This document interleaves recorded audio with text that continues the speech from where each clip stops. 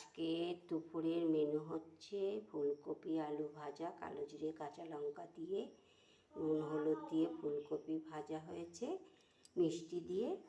আর করলার চচ্চড়ি করেছি, করলা আলু বেগুন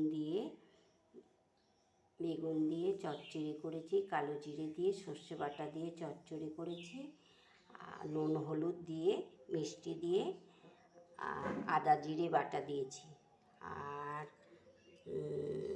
মুগ ডাল করেছি খেরো দিয়ে, মুগ ডালটাকে ভেজে তারপরে সিদ্ধ করে নুন হলুদ দিয়ে সিদ্ধ করেছি। সিদ্ধ করে মুগ ডালটাকে জিরে ফোড়ন, তেজপাতা, শুকনো লঙ্কা ফোড়ন দিয়ে মুগ ডালটাকে সোমবার দিয়েছি, আদা জিরে বাটা দিয়ে সামান্য একটু মিষ্টি দিয়ে মুগ ডাল খেরো দিয়ে ডাল করেছি। আর ভাত করেছি।